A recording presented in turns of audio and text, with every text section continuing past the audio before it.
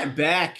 Good to be back. Good to be back. I do want to switch gears and I want to talk about something, frankly, a little bit about money, okay? So, college football over the last year, on top of all the other crazy stuff that's gone on NIL, transfer portal, playoff expansion, one theme in college football is the money for elite head coaches has just gone through the roof. Okay, Lincoln Riley gets paid a ton of cash to leave Oklahoma for USC. Brian Kelly somewhere in the neighborhood of $100 million to go to LSU. Mel Tucker, as I always joke, $95 million, deservedly so, because somebody else was going to pay him after 13, 14 career head coaching wins. So I have no problem with guys getting paid, and the money has gone even higher over the last probably month or so, as we have had two people, as of Thursday anyway, join the $11 million a year or a little over $10 million a year club in college football. Kirby Smart got a big extension a few weeks ago. Nick Saban got a big extension after that. Well, on Thursday, it was apparently Dabo Swinney's turn, as we have a newest member of the $11 million club in college football, Dabo Swinney, signing a massive 10-year, $115 million contract extension on Thursday afternoon. And what I would say is, while I'm generally in favor of pretty much any coach getting whatever money you deem necessary to keep him happy, especially if he's a national championship winning coach, I do wonder if this was the right move for Clemson at this exact time. Now, as I just said 30 seconds ago, 20 seconds ago, whatever it was, in general, my stance is pay a coach whatever it takes to keep him happy, okay? We've had this conversation a million times. I think the argument about paying players is out the window now with NIL, but more importantly, the value that a head football coach brings to your university, if he is winning at the highest level, you cannot put a price on it. You can't put a price on donations, suite sales, ticket sales. You can't put a price on, by the way, all of that disappears when a good head coach leaves, right? USC was drawing 45,000 people. So Lincoln Riley, even if he's selling $5 tickets, you add 40,000 of them. That adds up pretty quick for 6 or 7 home games, and that's on top of donations, suite sales, as I just said. You can't put a price on an elite coach. You can't put in a price on what he does for a university. I've talked about it with Nick Saban. Alabama's enrollment has doubled since Nick Saban has got there. Out-of-state enrollment is through the roof. It's just a better university as a whole. So in general, as I said, I am not against you paying any coach any amount of money if they are truly elite to keep them happy. I do think Dabo Swinney, though, at this exact moment in time, I do believe he might be the one exception, though, and let me explain why. To be clear, Dabo's a great coach, okay? So I'm not saying he's terrible, he's over the hill, he's past his prime, he's whatever. But what I would say about Dabo is a couple things. One, he just signed a $93 million extension back in 2019. So he was already in the top 4, 5, 6 coaches in college football in terms of total payment. Think he can survive on a little, 9.3 or so million dollars a year. But two, he's obviously coming off what we would all deem to be a disappointing season, including himself.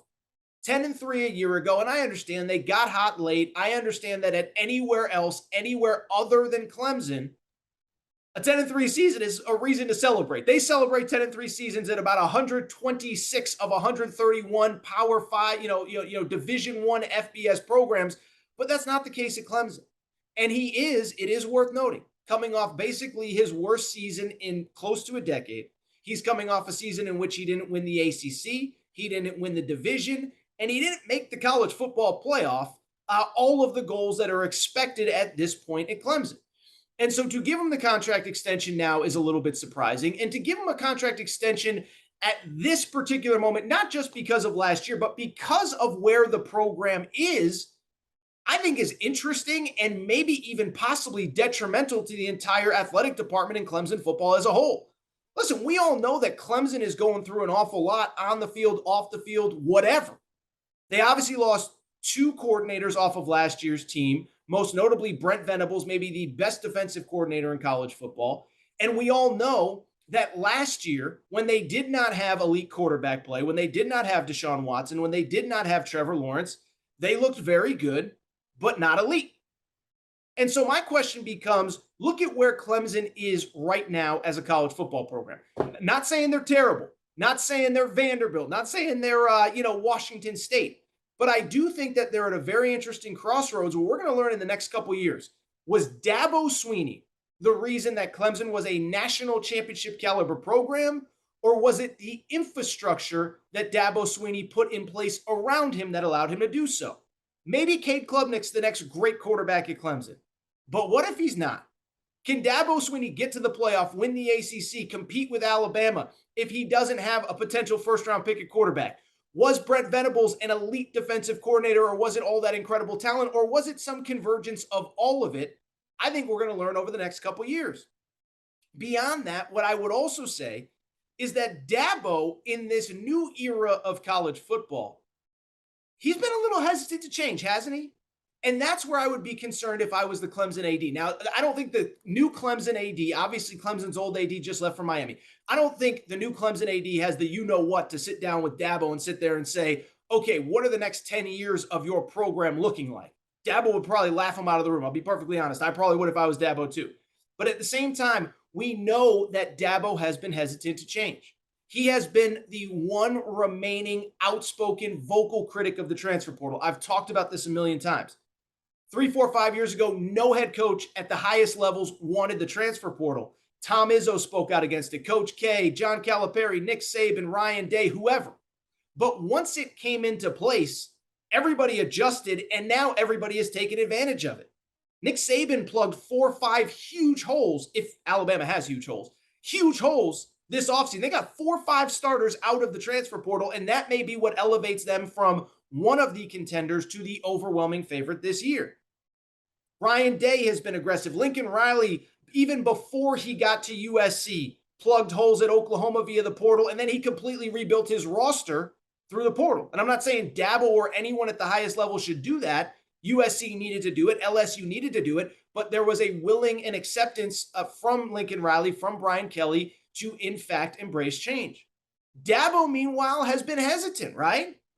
I mean, look, I know he's starting to come around, but at the end of the day, he took one transfer this offseason. It was a quarterback who had previously played at Clemson, left, and then came back. Now, Dabo claims that he hit the portal and he evaluated a couple offensive linemen. They chose to go other places. But I guess my question is, this is the new world. This is where we are. Is Dabo going to be willing to change, or is he going to be stuck in his ways? Same with NIL. He's been slow. He's been hesitant. He's been outspoken that he doesn't like it. Listen, a lot of us don't like it. I don't love it. I did like a 20-minute rant the day that Jordan Addison hit the portal saying we can't just have the best players leaving, coming, going. But at the end of the day, guess what? We adjust, we evolve, and that's where you have to be. And I do worry, is that where Dabo Swinney where is Dabo Swinney going to be 2, 3, 4 years from now? And in turn, where is Clemson going to be? And so to me, I actually think this is a really important year. We're going to see what this defense looks like without Brent Venables. We're going to see what recruiting looks like with a new coaching staff. Now, to Dabo's credit, recruiting is really good right now. Top 6, 7 class in the class of 2023. And we're going to see if Cade Klubnik's the next guy. And we're going to see what happens with Clemson if they don't get elite quarterback play, or what if Cade Klubnik eventually gets that job and is good but not great? Can they still win the ACC? Can they still make the playoff? And so when I look at giving Dabo an extension right now, listen, I'm not saying you don't pay Dabo Swinney. I'm not saying you fire Dabo Swinney. He's the best coach in the history of the school. I just don't understand why, off of the most disappointing season in about 7 or 8 years, you felt the need to give him a contract extension. Guy was making close to $9.5 million a year. He was one of the 5 highest paid coaches in college football, and he's coming off a disappointing year. And so to me, it feels like, this almost feels like, you know what it feels like to me?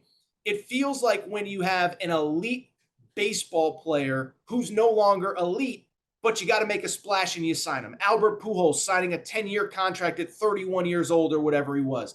Other guys signing contracts later in their careers when you know they're past their prime, and you're paying for previous production, not current production. Not saying that's the case with Dabo, but I think you can make a strong argument that by the end of this contract, that could be the case as well.